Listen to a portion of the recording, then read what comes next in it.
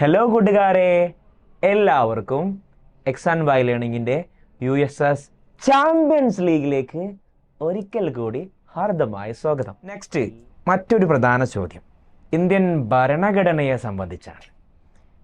നമുക്കറിയാം, ഇന്ത്യ ഒരു ജനാധിപത്യ രാജ്യമാണ്, ഒരു റിപ്പബ്ലിക്കാണ്. ഇന്ത്യക്ക് ഒരു എഴുതപ്പെട്ട റിട്ടൺ ഡോക്യുമെൻ്റായിട്ട്, ഒരു ലീഗൽ ഡോക്യുമെൻ്റ് എന്ന് പറയാവുന്ന ഇന്ത്യൻ കോൺസ്റ്റിറ്റ്യൂഷൻ, ലോകത്തിൽ തന്നെ ഏറ്റവും വലിയ എഴുതപ്പെട്ട ഭരണഘടന ഇന്ത്യയുടേതാണ് എന്നുള്ളത് തീർത്ത് നമ്മളെ സംബന്ധിച്ച് വളരെയധികം അഭിമാനം നൽകുന്ന ഒരു കാര്യമാണ്.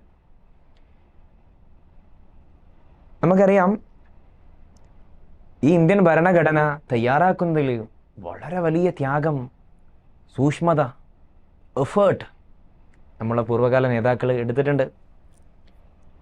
ഇന്നും ആ ഭരണഘടന നിലനിൽക്കുന്നുണ്ട്. അതിൻ്റെ വ്യത്യസ്ത തലങ്ങളിലൂടെ നമ്മൾ കടന്നുപോയിക്കൊണ്ടിരിക്കുകയാണ്.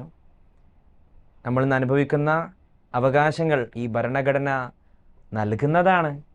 എന്നാൽ ചില സമയത്തൊക്കെ നമുക്ക് ദുഷ്കരമാകുന്ന രൂപത്തിൽ ചില അനീതികൾ അല്ലെങ്കിൽ ഭരണഘടനയ്ക്ക് വിരുദ്ധമായ പ്രവർത്തനങ്ങളൊക്കെ വരുമ്പോൾ നമ്മൾ പ്രതികരിക്കാറുണ്ട്, പ്രതിഷേധിക്കാറുണ്ട്. ഇതും ഭരണഘടന നൽകുന്ന അവകാശമാണ്.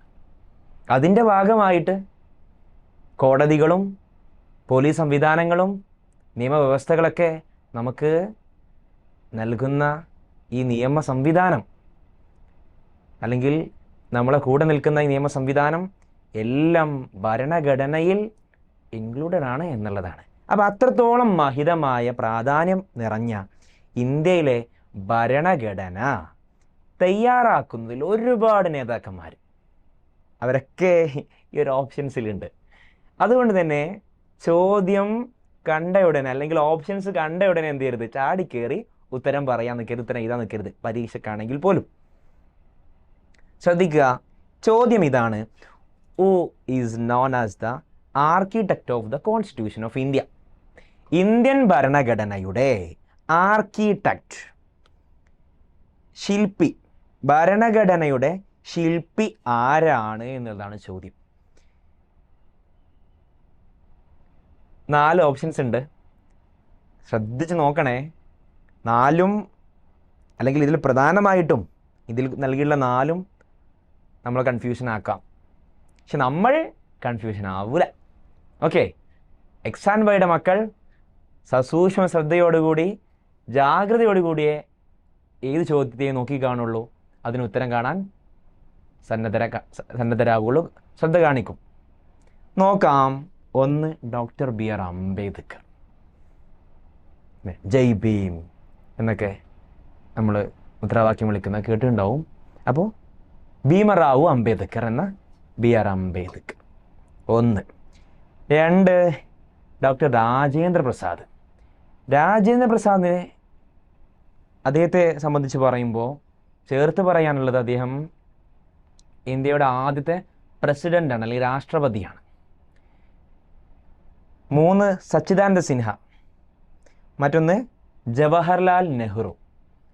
അദ്ദേഹത്തിൻ്റെയും പ്രധാനമായിട്ടും പറയാൻ, അദ്ദേഹം ഇന്ത്യയുടെ ആദ്യത്തെ പ്രധാനമന്ത്രിയാണ്, first prime minister of India. അപ്പോൾ ഇങ്ങനെയൊക്കെയുള്ള ഓപ്ഷൻസാണ് ഉള്ളത്. കൺഫ്യൂഷൻ ആവാം, പക്ഷേ എക്സ് ആൻഡ് വൈയുടെ മക്കൾ കൺഫ്യൂഷൻ ആവില്ല. കാരണം നമ്മൾ ശ്രദ്ധയോടുകൂടി നോക്കിക്കാണുന്ന ആൾക്കാരാണ്. നോക്കാം എന്തായിരിക്കും, ഒന്ന് കമൻറ്റ് ചെയ്യാൻ പറ്റും, എന്തായിരിക്കും ഇതിൻ്റെ ഉത്തരം? യെസ്, ഡോക്ടർ BR അംബേദ്കർ ആണ് ശരി ഉത്തരം. കൺഫ്യൂഷൻ ഉണ്ടോ? ഇല്ല. ഇന്ത്യൻ ഭരണഘടന തയ്യാറാക്കുന്നതിൽ നിർണായക പങ്ക് വഹിച്ച ആളാണ് ഡോക്ടർ BR അംബേദ്കർ. ഡ്രാഫ്റ്റിംഗ് കമ്മിറ്റിയുടെ ചെയർമാനായിരുന്നു അദ്ദേഹം ഈ ഭരണഘടനയുടെ. എന്നാൽ രണ്ടാമത്തെ ഓപ്ഷൻ രാജേന്ദ്ര പ്രസാദ്, അദ്ദേഹം ഈ ഭരണഘടന ഉണ്ടാക്കുന്നതിന് വേണ്ടിയിട്ട് ഒരു ഭരണഘടനാ നിയമനിർമ്മാണ സഭയുണ്ടാക്കി. ഭരണഘടനാ നിർമ്മാണ സഭ അല്ലെങ്കിൽ കോൺസ്റ്റിറ്റ്യൂവൻ്റ് അസംബ്ലി ഉണ്ടാക്കി. അതിൻ്റെ പ്രസിഡൻ്റ് ആയിരുന്നു. പക്ഷേ കോൺസ്റ്റിറ്റ്യൂഷൻ ഓഫ് ഇന്ത്യ, ഇന്ത്യയുടെ ഭരണഘടനയുടെ ആർക്കിടെക്റ്റ് എന്ന് വിശേഷിപ്പിക്കുന്നത് ആരെയാണ്? അത് നമ്മളെ ഡോക്ടർ BR അംബേദ്കർ ആണ്. ഓക്കെ, മാറരുത്. ക്ലിയർ ആണല്ലോ? എന്നാൽ ജവഹർലാൽ നെഹ്റു അദ്ദേഹം ഇതിൻ്റെ കൂടെ ഉണ്ടായിരുന്നു. അദ്ദേഹം ഇന്ത്യയുടെ ആദ്യത്തെ പ്രസിഡൻ്റാണ്. കട്ട് ചെയ്യണേ. ജവഹർലാൽ നെഹ്റു ഇതിൻ്റെ കൂടെ ഉണ്ടായിരുന്നു. അദ്ദേഹം ഇന്ത്യയുടെ ആദ്യത്തെ പ്രധാനമന്ത്രിയാണ്. ഇങ്ങനെ ചേർത്തി നമ്മളിപ്പോൾ 3 കാര്യങ്ങൾ പഠിച്ചു. അപ്പോൾ ശ്രദ്ധിച്ചിരിക്കണേ. കേവലം നമ്മളെ ക്വസ്റ്റ്യൻ മാത്രം അതിൻ്റെ കൂടെ പറയുന്ന വളരെ പ്രധാനപ്പെട്ട നമ്മൾ എപ്പോഴും ഓർത്തിരിക്കണ കാര്യങ്ങൾ കൂടിയും സാർ നിങ്ങൾക്ക് വേണ്ടി പറഞ്ഞു തരുന്നുണ്ട്. അത് കൃത്യമായി ശ്രദ്ധിക്കണം. ഓക്കെ, അങ്ങനെയെങ്കിൽ അടുത്ത ചോദ്യത്തിലേക്ക് നമ്മൾ പോകാൻ പോവുകയാണ്. വളരെ പ്രധാനപ്പെട്ട മറ്റൊരു ചോദ്യം ഇതാ വരുന്നു. യെസ്, കൃത്യമായി ഓർത്തിക്കണം. ഇതും വളരെ ട്രിക്കി ആയിട്ട് സാർ നിങ്ങളെ പഠിപ്പിക്കാൻ പോവാണ്. ആദ്യം ചോദ്യത്തിലേക്ക് പോകാം. What event marked the beginning of മഹാത്മാഗാന്ധീസ് involvement in Indian politics? Indian രാഷ്ട്രീയത്തിൽ മഹാത്മാഗാന്ധിയുടെ ഇടപെടലിന് തുടക്കം കുറിച്ച സംഭവം ഏതായിരുന്നു, അല്ലെങ്കിൽ സമരം ഏതായിരുന്നു എന്നുള്ളതാണ് ചോദ്യം. ഗാന്ധി ഒരുപാട് സമരങ്ങൾ ചെയ്തിട്ടുണ്ട്. ഗാന്ധിയുടെ വരവോടുകൂടിയാണ് ഇന്ത്യൻ ദേശീയ പ്രസ്ഥാനം അല്ലെങ്കിൽ ഇന്ത്യൻ നാഷണൽ മൂവ്മെൻറ്റ് ശക്തി പ്രാപിച്ചത്. എല്ലാ തരത്തിലുള്ള ആളുകളും അതിൽ ഭാഗമായി. അങ്ങനെ അവസാനം 1947 ഓഗസ്റ്റ് 15 ഇന്ത്യ സ്വതന്ത്രമാവുകയാണ്. ഈ സ്വാതന്ത്ര്യം ഒറ്റയടിക്ക് ഉണ്ടാക്കിയെടുത്തതല്ല. നിരന്തര പോരാട്ടം, സായുധ സമരങ്ങൾ, അതല്ലാത്ത ആശയപരമായ സമരങ്ങൾ ഒക്കെ ഇവിടെ നടന്നിട്ടുണ്ട്. അതിൻ്റെയൊക്കെ പ്രതിഫലനമായിരുന്നു ആളുകൾ കൂട്ടമായിട്ട് ഇന്ത്യ എന്ന ഒരു ദേശീയതയിൽ ഒറ്റക്കെട്ടായി ഇന്ത്യക്ക് വേണ്ടി, ഇന്ത്യയുടെ സ്വാതന്ത്ര്യത്തിന് വേണ്ടി സമരം ചെയ്തു. ഒരുപാട് ആളുകൾ അതിൽ ജീവൻ ത്യജിച്ചിട്ടുണ്ട്. ഒരുപാട് നേതാക്കന്മാർ മുമ്പിൽ നിന്ന് നയിച്ചിട്ടുണ്ട്. അങ്ങനെ അവസാനം ബ്രിട്ടീഷ് സാമ്രാജ്യത്തിന് ഇവിടെ വിരാമം കുറിച്ചു. അപ്പോൾ അതിനൊക്കെ നിർണായക പങ്ക് വഹിച്ച ഇന്ത്യയുടെ രാഷ്ട്രപിതാവ് എന്നുപോലും നമ്മൾ വിശേഷിപ്പിക്കുന്ന, ഇന്ത്യൻ സ്വാതന്ത്ര്യത്തിന് നിർണായക പങ്ക് വഹിച്ച നമ്മളെ ഗാന്ധിയുടെ ഇന്ത്യൻ രാഷ്ട്രീയത്തിലേക്കുള്ള ഇടപെടലിന് തുടക്കം കുറിച്ച ബിഗിനിങ് ആയ ഒരു ഇവൻ്റ് ഉണ്ടായിരുന്നു. അതേതാണ് എന്നുള്ളതാണ് ചോദ്യം. വളരെ പ്രധാന ചോദ്യമാണ്. ഇതിപ്പോഴും നല്ല നമുക്ക് ഒരുപാട് മേഖലകളിൽ ഈ ചോദ്യം നമുക്ക് അത്യാവശ്യമാണ്. നോക്കാം, നമുക്ക് ഓപ്ഷൻസിലേക്ക് പോകാം. ഒന്ന്, ദണ്ഡി മാർച്ച്. കൂട്ടുകാരെ അറിയാലോ, എന്തായിരുന്നു ദണ്ഡി മാർച്ച്? അല്ലെങ്കിൽ ഉപ്പു സത്യാഗ്രഹം നിങ്ങൾ കേട്ടിട്ടുണ്ടാവും. ഈ ഉപ്പു സത്യാഗ്രഹത്തിലേക്കുള്ള യാത്രയായിരുന്നു ദണ്ഡി മാർച്ച്, ദണ്ഡി യാത്ര. ഗുജറാത്തിലെ ദണ്ഡി കടപ്പുറത്തേക്കായിരുന്നു യാത്ര. അതുകൊണ്ടാണ് ദണ്ഡി മാർച്ച് എന്ന്, അല്ലെങ്കിൽ ദണ്ഡി യാത്ര അല്ലെങ്കിൽ എന്നറിയപ്പെട്ടത്. 2, ജാലിയൻ വാലാബാഗ് മസാക്കർ, അല്ലെങ്കിൽ ജാലിയൻ വാലാബാഗ് കൂട്ടക്കൊല. ഒരുപാട് ആളുകളെ നിഷ്കരണം ബ്രിട്ടീഷ് മേധാവി ജനറൽ ഡയറിൻ്റെ നേതൃത്വത്തിലുള്ള പട്ടാളം വെടിവെച്ച് കൊലപ്പെടുത്തിയ ഒരു ഭീകരമായ കൂട്ടക്കൊലയായിരുന്നു. സമാധാനപരമായി സമരം ചെയ്ത ആളുകൾക്കെതിരാണ് 1919 ഈ ജാലിയൻ വാലാബാഗ് കൂട്ടക്കൊല അല്ലെങ്കിൽ ജാലിയൻ വാലാബാഗ് മസാക്കർ നടന്നിട്ടുള്ളത്. 2ാമത്തെ ഓപ്ഷനിലുണ്ട്. ഇതൊക്കെ ബന്ധമുള്ള. C, quit India movement. 1942 quit India movement. India വിടുക, ഡു ഓർ ഡൈ. ശ്രദ്ധിക്കണം, ഇതൊക്കെ ചോദ്യം വരാറുള്ള ഭാഗമാണ്. ക്വിറ്റ് ഇന്ത്യ മൂവ്മെൻറ്റിൻ്റെ സ്ലോഗൻ എന്തായിരുന്നു? Do or die. ജീവിക്കുക അല്ലെങ്കിൽ നിങ്ങൾ മരിക്കുക, എന്തൊക്കെയായാലും ഇന്ത്യക്ക് സ്വാതന്ത്ര്യം കിട്ടിയേ തീരൂ എന്ന അവസാനത്തെ ഒരു പടപ്പുറപ്പാടായിരുന്നു.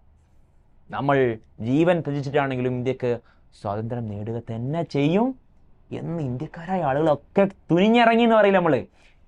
അരയും തലയും മുറുക്കി ഇറങ്ങി എന്നൊക്കെ നമ്മൾ പറയും.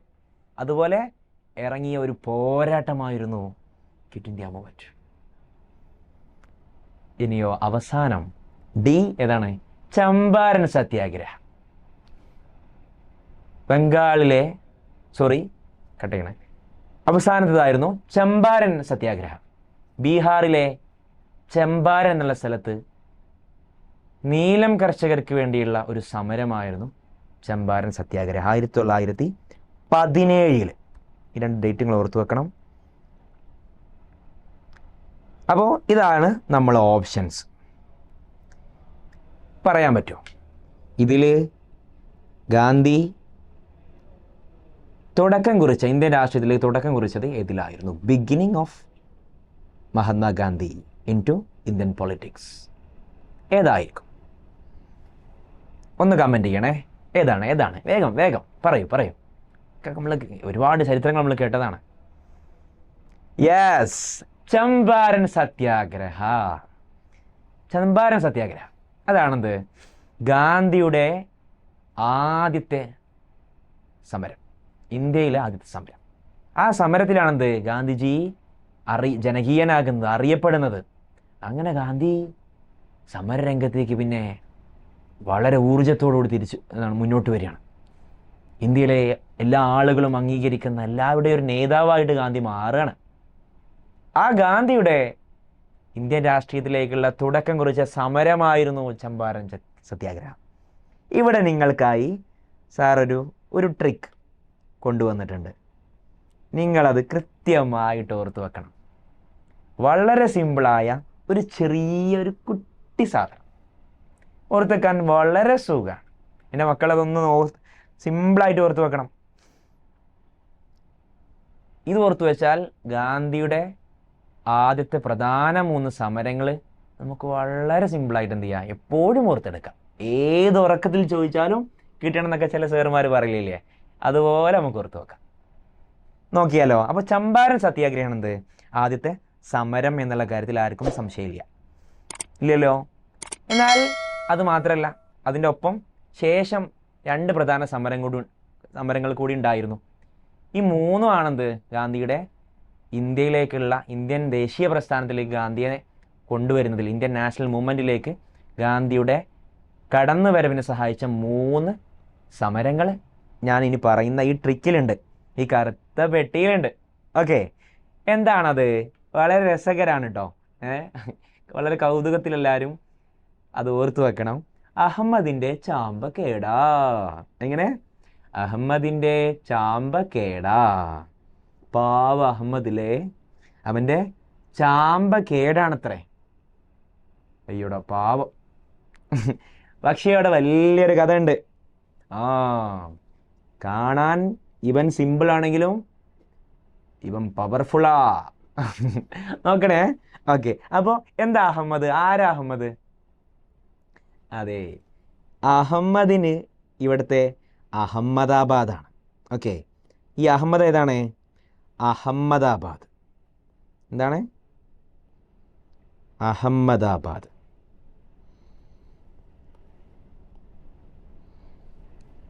നോക്കണേ. അഹമ്മദ് ഏതാണ്? അഹമ്മദാബാദാണ്. ഓക്കെ, അഹമ്മ എന്നിവിടെ ഉണ്ട് അല്ലേ?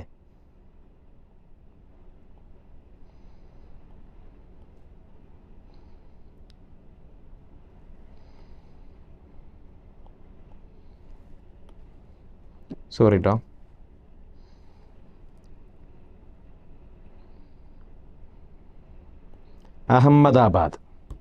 അഹമ്മദാബാദ് തുണിമിൽ സമരം ഇതായിരുന്നു ഗാന്ധിയുടെ ഒരു പ്രധാന സമരം. ആദ്യത്തെ ഏതാണ് നമ്മൾ പറഞ്ഞു? അത് ഏതാണ്? ചമ്പാരൻ അല്ലെങ്കിൽ ചാമ്പാരൻ സത്യാഗ്രഹം. ഓക്കെ, ചമ്പാരൻ സത്യാഗ്രഹം. ഓക്കെ, അപ്പോൾ ആദ്യത്തേതാണ് ചമ്പാരൻ സത്യാഗ്രഹ. 1917 ഓക്കെ, അപ്പോൾ ചമ്പാരൻ സത്യാഗ്രഹ അതാണ് നമ്മളെ ചമ്പാരൻ സത്യാഗ്രഹം അല്ലെങ്കിൽ ചമ്പാരൻ സത്യാഗ്രഹം. ഓക്കെ, രണ്ടാമതായിരുന്നു എന്ത്? അഹമ്മദാബാദ് തുണിമിൽ സമരം. അതാണ് നമ്മൾ അഹമ്മദ്. കിട്ടിയോ? ഇനി മൂന്നാമത്തത് കേട. അത് കേടാണത്രേ. ഇത് നമ്മൾ പറയുന്ന അത് കേടെന്നിട്ടെന്ന് പറയില്ലേ, അല്ലെ അത് നശിച്ചിട്ടെന്ന് പറയില്ലേ, ആ കേടല്ല. ഇതേതാണ്? ഇത് കേട. അതായത് കേട എന്ന സ്ഥലത്തിലെ കർഷകരുടെ സമരം. ഓക്കെ, കേടയിലെ കർഷകരുടെ സമരം. കേടയിലെ കർഷക സമരം. ഇത് രണ്ടും 1918 അഹമ്മദാബാദ് തുണിമിൽ സമരവും കേദയിലെ കർഷക സമരം 1919 ഓക്കെ. അപ്പോൾ ഇത് മൂന്നുമാണെന്ത് ഗാന്ധിയുടെ ആദ്യത്തെ സമരങ്ങൾ. ഇത് ഓർത്തു വെക്കാനാണ് ഞാൻ നിങ്ങൾക്ക് ഈ ഒരു ട്രിക്ക് പറഞ്ഞത്. മറക്കുവോ? ഇല്ലല്ലോ, മറക്കരുതേ. കൃത്യമായിട്ട് ഓർത്തു വെക്കണേ. അഹമ്മദിൻ്റെ ചാമ്പ കേടാണത്രേ. ഓക്കെ, രസകരല്ലേ? അപ്പോൾ അത് രസകരമായിട്ട് ഓർത്ത് വെക്കും വേണം. എപ്പോൾ ചോദിച്ചാൽ അത് ഓർമ്മയുണ്ടാകും വേണം. അപ്പോൾ അഹമ്മദിൻ്റെ ചാമ്പ കേടാ.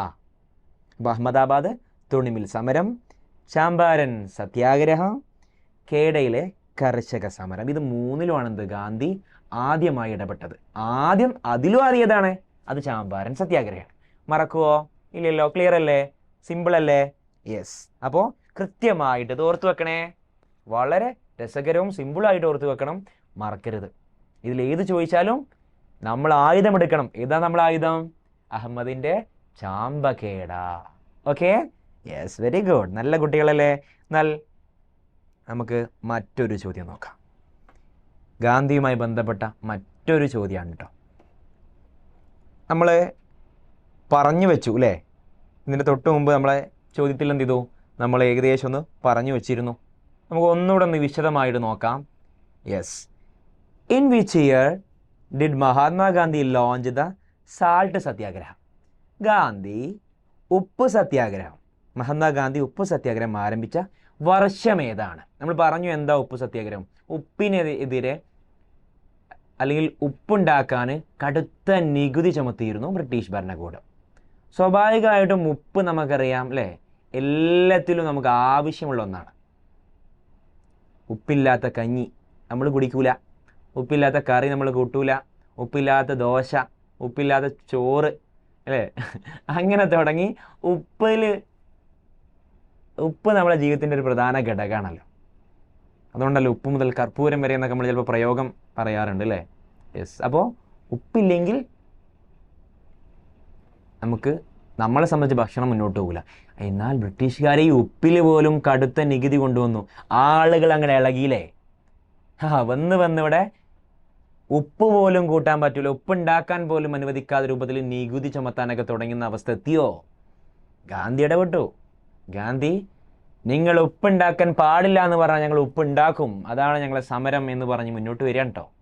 നിങ്ങൾ കേൾക്കുന്നതൊക്കെ നിങ്ങൾ കേട്ടതാണല്ലേ, എന്നാലും ഒന്ന് ഓർത്ത് വെക്കണം കേട്ടോ. മറന്നുപോയിട്ടെങ്കിൽ ഒന്ന് ഓർത്ത് വെക്കണം. നിങ്ങൾ ഉപ്പുണ്ടാക്കാൻ ഞങ്ങൾ അനുവദിക്കൂലെങ്കിൽ ഞങ്ങൾ ഉപ്പുണ്ടാക്കും എന്ന് പറഞ്ഞ് ഗാന്ധി വളരെ ആർജവത്തോടുകൂടി ധീരതയോടുകൂടി നിങ്ങളെപ്പോലെ കരുത്തോടുകൂടി മുന്നോട്ട് വരികയാണ്. ഒരു വലിയ ജാഥ പോലെ ഗാന്ധി അങ്ങോട്ട് പോവുകയാണ് ദണ്ഡി കടപ്പുറത്തേക്ക്. അത്രക്കായോ നിങ്ങൾ? ഞങ്ങൾ ഉപ്പുണ്ടാക്കുമിടോ എന്ന് പറഞ്ഞിട്ട് ഒരുപാട് ആളുകൾ പിന്നാലെ കൂടുകയാണ്. ആ ഒരു ചിത്രമാണ് പഴയ 500 രൂപ നോട്ടിൻ്റെ ഒക്കെ പുറകിലുണ്ടായിരുന്നത്. ഓക്കെ, എന്തായാലും ഇവിടെ പറഞ്ഞു എന്ന് മാത്രം. ഇപ്പോഴത്തെ 500 രൂപ നോട്ടിൻ്റെത് നമ്മൾ പറഞ്ഞല്ലോ ചെങ്കോട്ടയാണ്. കൺഫ്യൂഷൻ ആവണ്ട. ഓക്കെ, ഞാൻ അതിൻ്റെ കൂടെ ഒന്ന് ഓർത്ത് വെക്കാൻ വേണ്ടി പറഞ്ഞതാണ്. അപ്പോൾ എന്തൊക്കെയായാലും അതാണ് ഉപ്പ് സത്യാഗ്രഹം. അത് നടന്ന വർഷം ഏതാണെന്ന് നമ്മൾ ചോദ്യം. നടന്നത് ഏത് വർഷം ആണ്? 1919 എന്നുണ്ട്, 1922 എന്നുണ്ട്, 1930, 1942, 1919, 1922, 1930, 1942. ഒന്ന് പറഞ്ഞേ, ഏതാണത്? ഇന്ത്യൻ ചരിത്രം, സ്വാതന്ത്ര്യ ചരിത്രം നമ്മളെ സംബന്ധിച്ച് പഠിക്കൽ നിർബന്ധ. നമ്മൾ ഇന്ത്യക്കാരാണ്. അപ്പം അതുകൊണ്ട് അതിലെ പ്രധാന ഒരു ഭാഗമാണ് ഇത്. എന്നാൽ വേഗം ഒന്ന് പറഞ്ഞ മക്കളെ, ഏതാണ് ഉപ്പ് സത്യാഗ്രഹം നടന്ന വർഷം ഏതാണ്? വേഗം പറയണം. ഇതൊക്കെ വളരെ സിമ്പിളായൊരു ചോദ്യമാണ്, പക്ഷേ കൺഫ്യൂഷൻ ഉണ്ടാക്കാൻ സാധ്യത കൂടുതലാണ്. സംഭവം സിമ്പിളാണ്, പക്ഷേ ആൾ കുറച്ച് പവർഫുള്ളാണ്. കാരണം എന്താ, ഈ വർഷം ചോദിച്ചാൽ ചിലപ്പോൾ നമുക്ക് എന്ത് ചെയ്യും, ആകെപ്പാടെ കൺഫ്യൂഷൻ ആകും. അപ്പോൾ കൺഫ്യൂഷൻ ആവാതിരിക്കാനുള്ളൊരു മരുന്നും എക്സാം വായിയുടെ കുട്ടികൾക്ക് വേണ്ടിയിട്ട് ഞാൻ നിങ്ങൾക്ക് തരാൻ പോവുകയാണ്. ആ മരുന്ന് നിങ്ങൾ മുറുക്കെ പിടിച്ചോ. അതാണ് 30-ൽ ഉപ്പ്. എങ്ങനെ? 30-ൽ ഉപ്പ്. അതായത് 1930-ൽ ഉപ്പ് കേട്ടോ, 19 അല്ല, കൂട്ടി വായിക്കണം. 1930-ൽ ഉപ്പ്. ഈ 2 പ എന്നുള്ളത് കണ്ടില്ലേ? ഉപ്പ്. ഓക്കെ, അത് ഓർത്ത് വെക്കണേ. മുപ്പ ഉപ്പ്. എങ്ങനെ മുപ്പ ഉപ്പ്. കണ്ടോ ആ നിറം ശ്രദ്ധിച്ചല്ലോ.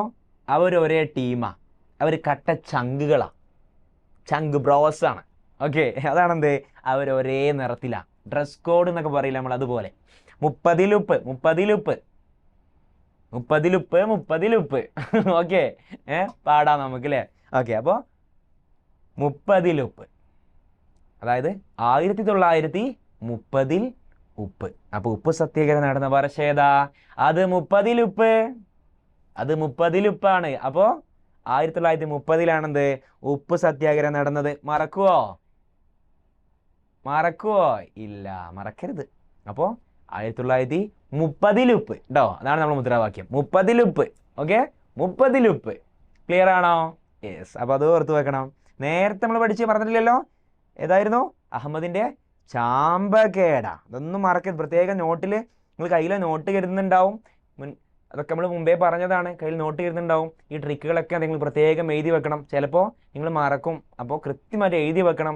1-2 വേണമെങ്കിൽ ഇങ്ങനെ നോക്കുമ്പോൾ തന്നെ എന്ത് ചെയ്യും, ഓട്ടോമാറ്റിക് നമ്മൾ ട്രിക്കുകളൊക്കെ എന്ത് ചെയ്യും, നമുക്ക് മനസ്സിൽ പതിയും. പിന്നെ സുഖമായിട്ട് അതുമായി ബന്ധപ്പെട്ട ചോദ്യങ്ങളൊക്കെ സിമ്പിളായിട്ട് ഓർത്ത് വെക്കാം. ക്ലിയർ അല്ലേ മക്കളെ? യെസ്. ഇനി മറ്റൊരു ചോദ്യം ഒന്ന് കട്ട് ചെയ്യണം സാർ. ഓക്കെ, ഇന്ത്യയിൽ റെയിൽവേ ആരംഭിച്ചത് 1853 ഏപ്രിൽ 16 വർഷം ഇവിടെ തന്നിട്ടുണ്ട്, അതും ഓർത്തു വെക്കണം. 1853 റെയിൽവേ ആരംഭിച്ചത്, ഏപ്രിൽ 16. പക്ഷെ ചോദ്യം അതല്ല, എവിടെ നിന്ന് എവിടെ വരെ ആയിരുന്നു ആദ്യ യാത്ര? ഇന്ത്യയിൽ റെയിൽവേ ആരംഭിച്ചത് 1853 ഏപ്രിൽ 16, കൃത്യമായ ദിവസമുണ്ട്. എന്നാൽ ഏത് മുതൽ ഏത് വരെയാണ് ആദ്യ യാത്ര നടന്നത്? 4 ഓപ്ഷൻസ് ഉണ്ട്.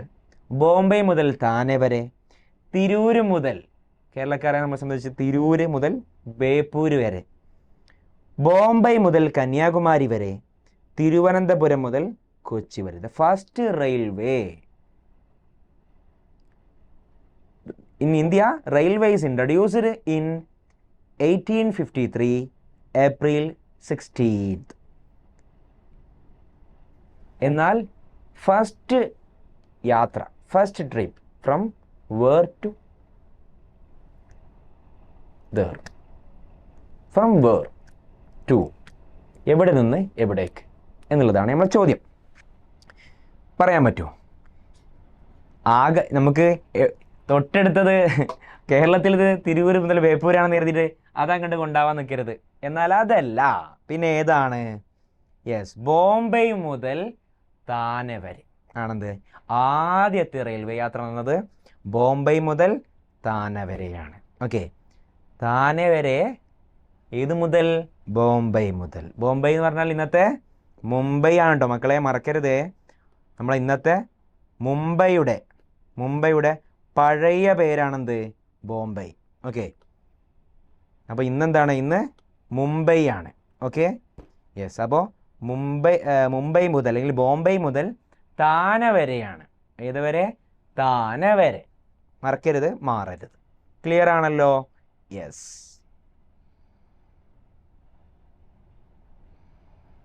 അപ്പോൾ എന്ത് ചെയ്യുക, കൃത്യമായിട്ട് ഓരോ ട്രിക്കി ആയിട്ട് പറയുന്നതൊക്കെ എന്ത് ചെയ്യുക, ആ ട്രിക്കോട് കൂടി ഓർത്തു വെക്കാൻ, എഴുതി വെക്കാൻ മറക്കരുത്. എഴുതി വെച്ച് വീണ്ടും നോക്കാനും വീണ്ടും ഓർത്ത് വെക്കാനും ഒരിക്കലും മറക്കരുത്.